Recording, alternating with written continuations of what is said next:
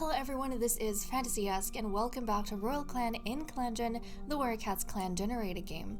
When we left off in the previous episode, a lot of things happened. We had a death, a desperate hunt, and poisoning.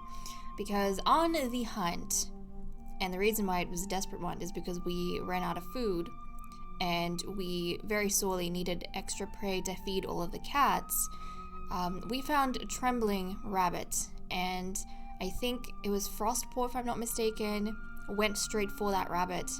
And unfortunately, we didn't manage to bring back any food. 3 of the cats who ate from that rabbit got poisoned.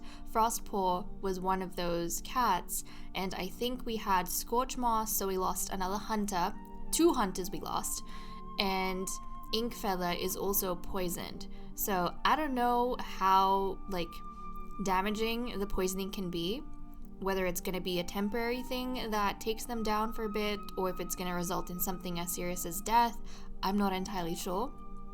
And then, of course, because we don't have enough food, I don't know how many of the cats we're going to be able to feed. It said 3 warriors when we left off, so a lot of the cats are going to go hungry.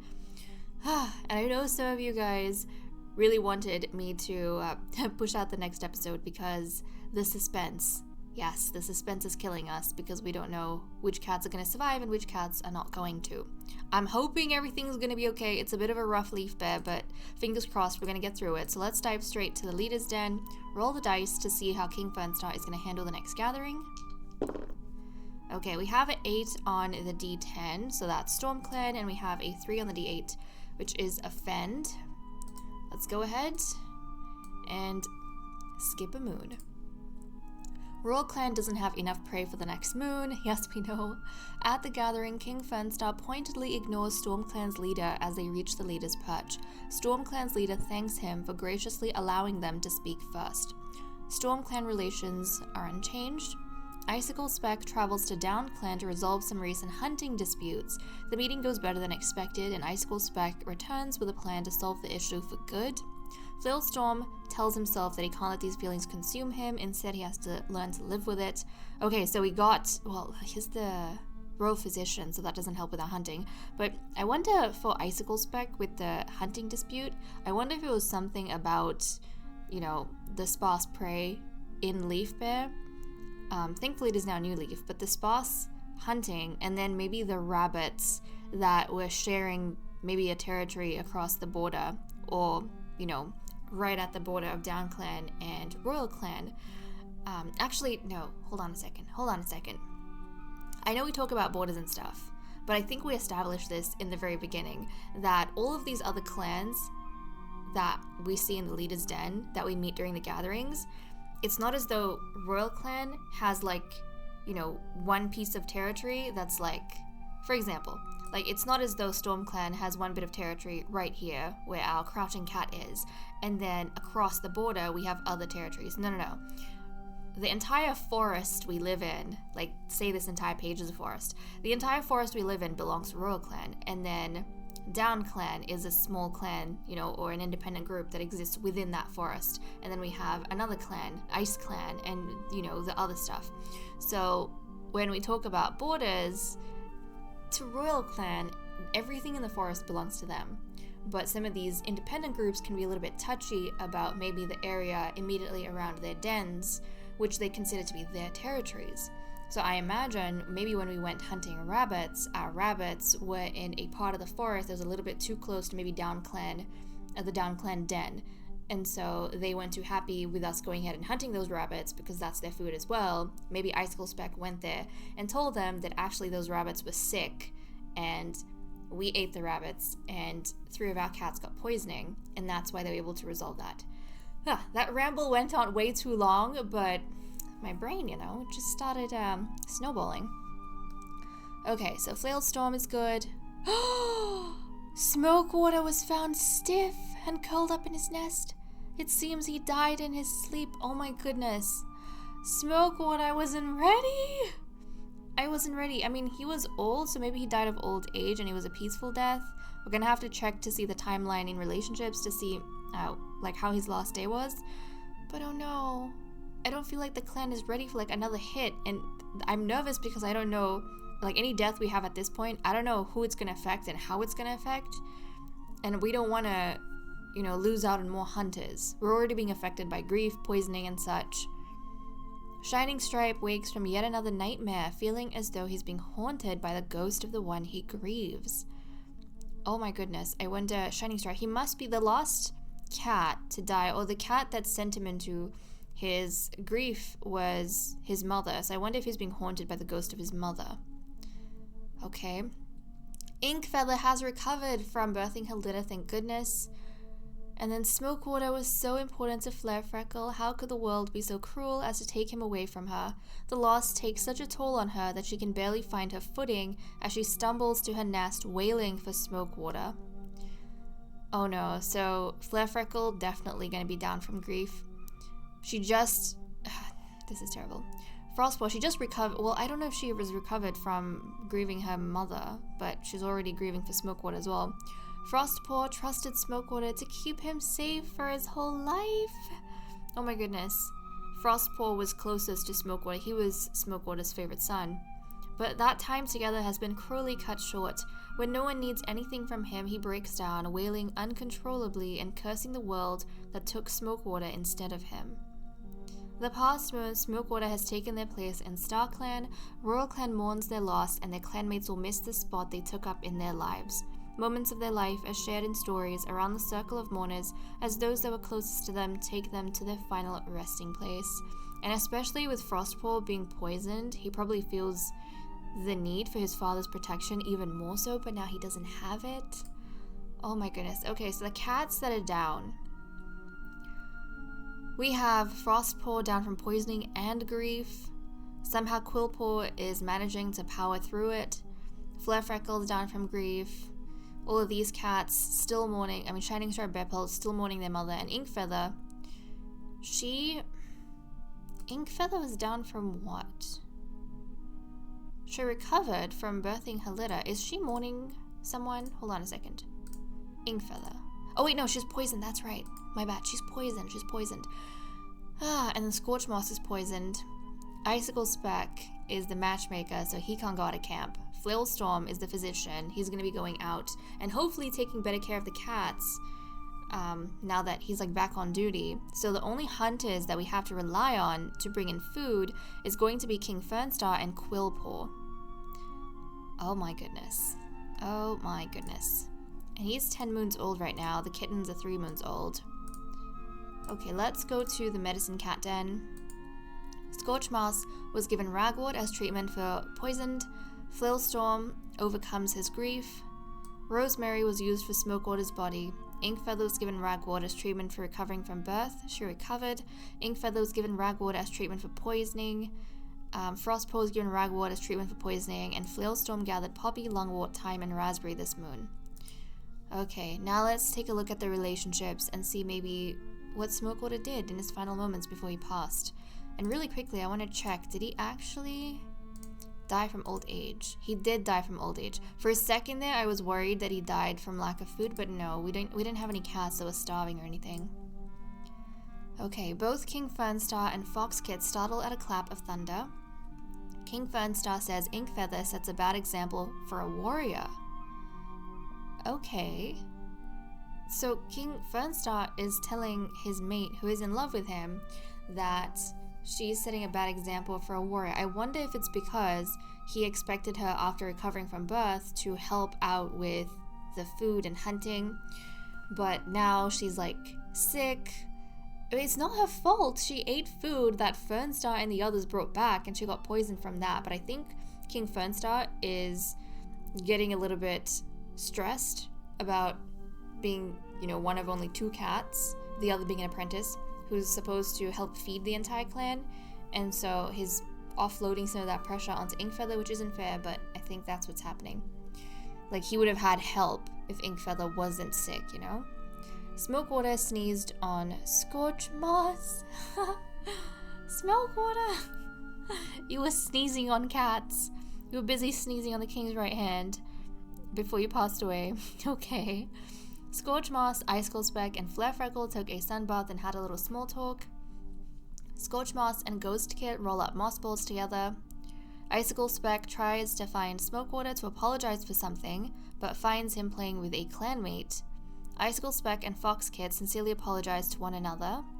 Flailstorm threatens to give Flarefreckle a terrible name. Flailstorm is rethinking how he feels about Quillpaw and gives him another chance. Smokewater and Houndkit laugh about something small together. Okay, so he was bonding with the youngsters as well. And she loves hearing stories, so I wonder if Smokewater was one of the older cats telling her stories. The scary ones that kind of kept her from sleeping and such. Smokewater bumps heads with Flarefreckle reassuringly. Okay, so he went back, spent some time with his mate, and things were kind of going fine for them. It seems like it was a pretty normal day, you know. Smokewater had some sass in the morning. He sneezed on Scorch Moss. He and Houndkit had a little laugh while he was telling us stories, and then he went and spent some time with his mate. Shining Stripe tries to look at King Fernstar's actions from another perspective, and starts to like him more. Shining Stripe is impressed with Ghost Kit's willingness to help. Flarefreckle is having a wonderful time discussing recent clan news with Shining Stripe. So some brother-sister bonding. Flarefreckle sees Ghost Kit be kind to one of Flarefreckle's friends. Bearpelt noticed that Flarefreckle wasn't in her nest last night. I think because Bearpelt and Shining Stripe, they kind of dote on their sister. I think maybe Bearpelt got up in the middle of the night, maybe for a walk, and then he noticed Flarefreckle wasn't in a nest, and then he panicked a little bit, wondering where his sister went. And I imagine that's why he's a little bit upset at her, and that's why it's a low negative effect, because they just lost their mother, and I think the brothers are feeling even more protective over their sister. Bearpelt spent a long time talking with Foxkit and was impressed by Foxkit's insight. Houndkit lets Inkfeather know that a clanmate was talking badly about her. Okay, some mother-daughter bonding, and she's telling her mother some gossip. She's ratting someone out to her mother. Inkfeather sees Ghost Kit help a clanmate get unstuck from some brambles. An injured butterfly lands in front of Quillpaw and King Fernstar. They take turns nurturing it for a few days until it can fly again. It's kind of good that Quillpaw and King Fernstar are bonding with each other because they're the only two hunters we have right now that the clan's going to be relying on. So they need to get along in order to coordinate their hunts when they go out on their patrols. Frostpaw sees Houndkit be kind to one of Frostpaw's friends. Bearpelt says something in passing that Foxkit keeps getting worked up about. Ghost Kit doesn't understand why Flailstorm is being so rude. Houndkit and Shining Stripe are assigned the same task. And then we had the death of Smokewater. So the only things that we kind of saw, obviously, you know, him sneezing on Scorch Moss, him spending time with Houndkit, laughing, telling stories, and then reassuring his mate before he probably went to sleep. I think he bumped his, mate on the head reassuringly, and then he went to sleep, and then he just didn't wake up the next morning, which is so sad. But he did have a good day surrounded by friends and family in the grotto in New Leaf, the beginning of New Leaf. So okay, that's what we have for the events. Let me cut the recording here and we'll continue with the cat list. Okay, let's continue with the cat list. First up, we have loyalties, where there has been a change.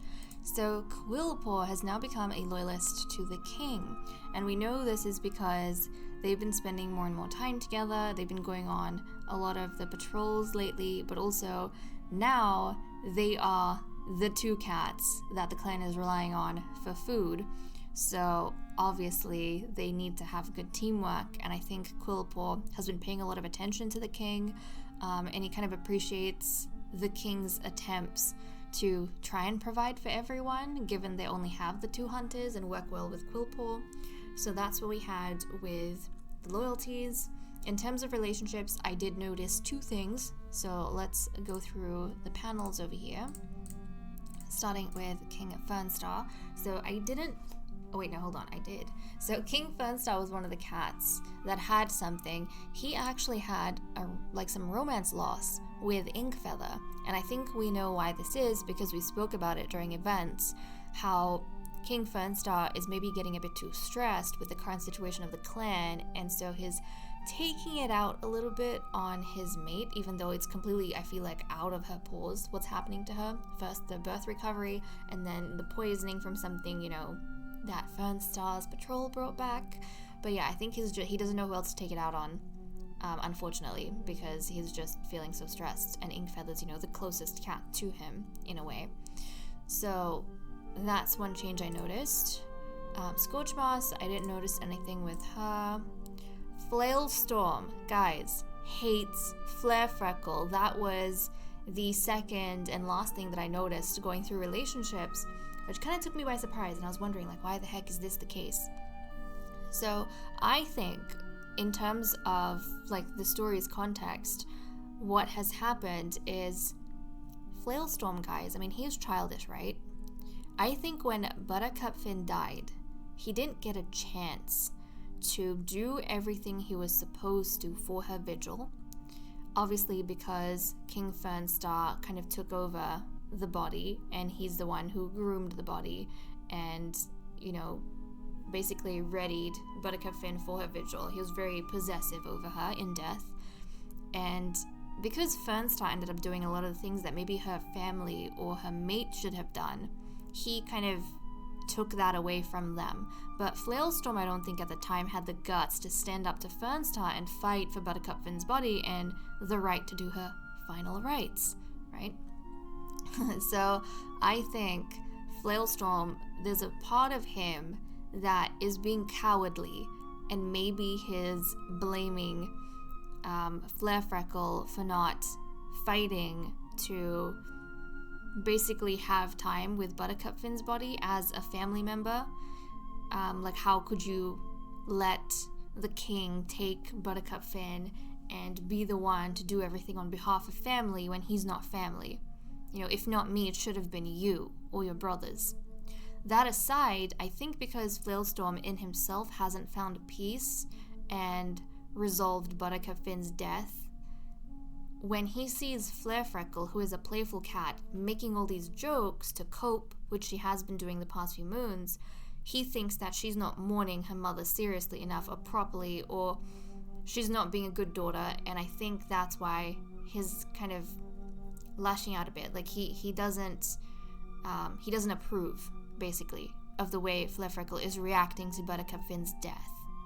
And this is all just Flailstorm being childish and petty and viewing things from, a child's viewpoint, So I think that's what's happening between the two of these cats, which is very unfortunate and does not cast Flailstorm in a good light.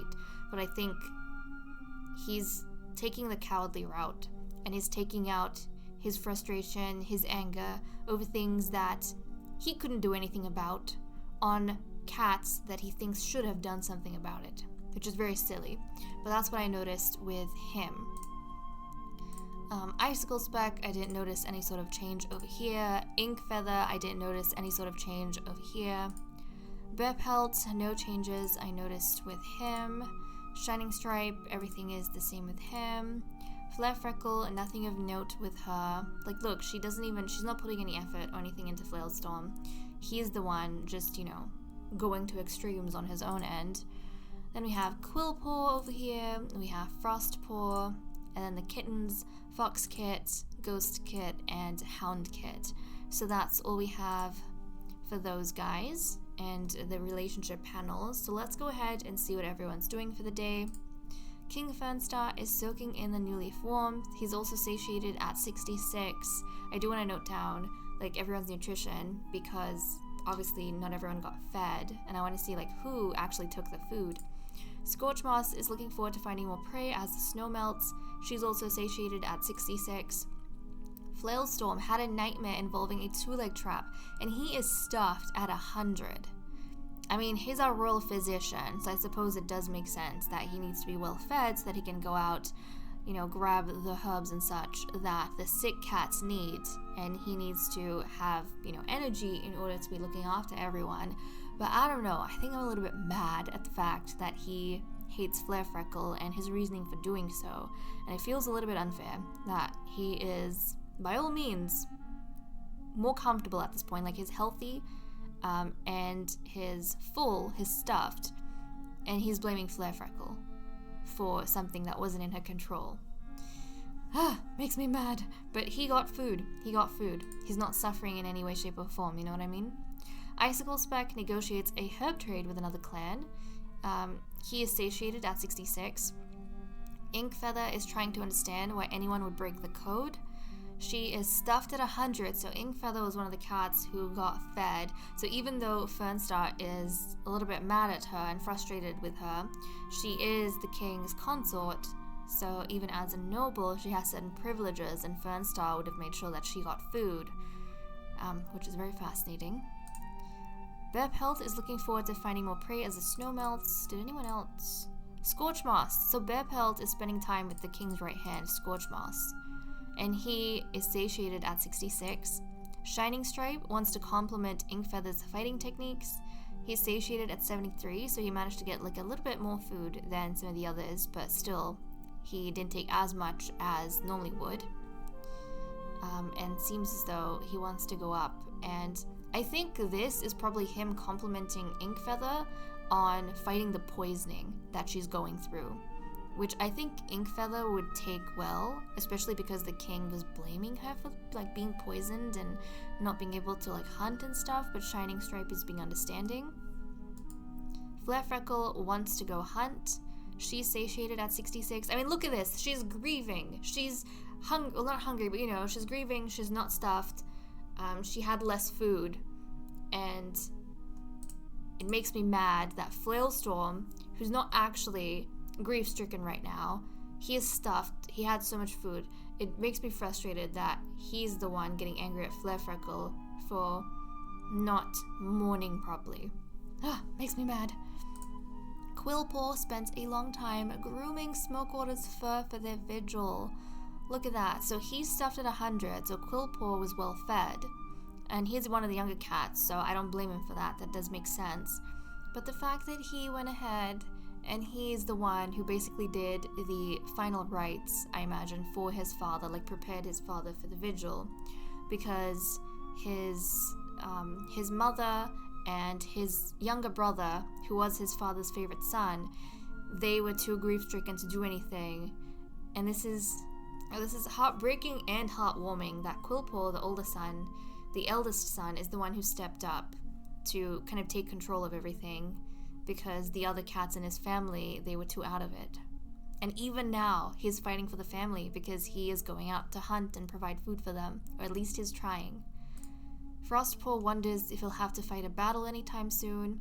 So Frostpaw is also stuffed at 100, so he got some food.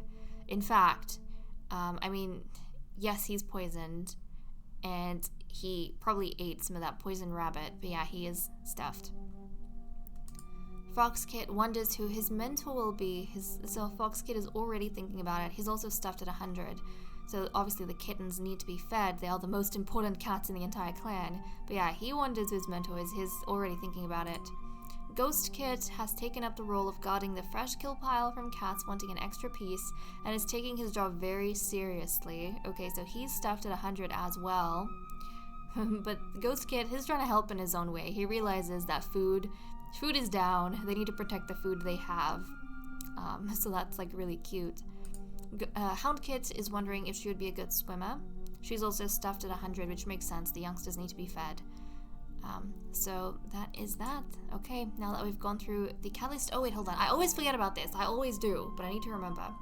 I think it's going to be no surprise that Quillpaw is probably going to be ahead of Frostpaw, because Frostpaw as a poison cat probably isn't able to get as much experience. But yeah, this is just confirmation. Quillpaw has 33 experience and Frostpaw has 22. So very much lagging behind, and there's no way he's going to be able to catch up unless he recovers from this poisoning. But okay, now we have completed the cat list, so let me cut the recording here and we'll continue with patrols. Okay, now we come to the moment of truth. We currently have 6 prey, we need 25. This makes me very stressed, especially because things have not been going too well, but we're going to send out the royal physician first to the forest outside the grotto to see what he can find. Flailstorm, who I'm really mad at right now. As New Leaf brings green back to the world, Flailstorm has been eagerly anticipating the unfurling of the new leaf buds on the elder trees. There's a particular tree in a sheltered dip along a stream he wants to check on today. Proceed, elder leaves being used to soothe sprains, and elder leaves having to be gathered in a way that risks sprains is truly one of Starkland's little ironies, Flailstorm reflects. So elder leaves were gathered, and then we have Quillpaw and Fern start heading out, and we shall see if they actually manage to find something this time around. His brother, Frostpaw, was very desperate in the last episode for food, and he didn't care about the rabbit with the tremors, and that ended up having like a negative impact on 3 of the clan cats. But it doesn't matter where they go or who they come across, these guys are going to be equally desperate. Something skitters across the leaf litter, catching the patrol's eyes. A little lizard. Proceed. Quillpaw pounces on the little creature and carries the nice mouthful home. See, even lizards, even like small lizards, he's so desperate he needs anything and everything. A small amount of prey is brought to camp. So we have 14 prey. It is still not enough for everyone. So this is when things are going to start to get rough, because now cats are going to start missing out on food. I think initially in this moon, maybe the cats were fed, but not everyone got to have a full meal, but they still had something. But I feel like now the cats are going to start, going without food. They're going to start getting hungry, because there's definitely not enough to feed everyone. I mean, we can feed up to 4 warriors with the amount of food that we have. And as cruel as it is, I think at a time like this, Smokewater's death would be a blessing in disguise almost, because that's one less mouth to feed. It is sad, but it is one less mouth to feed. But okay guys, with that said and done, I am gonna leave off here. Thank you so much for watching. I hope you all enjoyed, and I will see you all next time. Bye bye.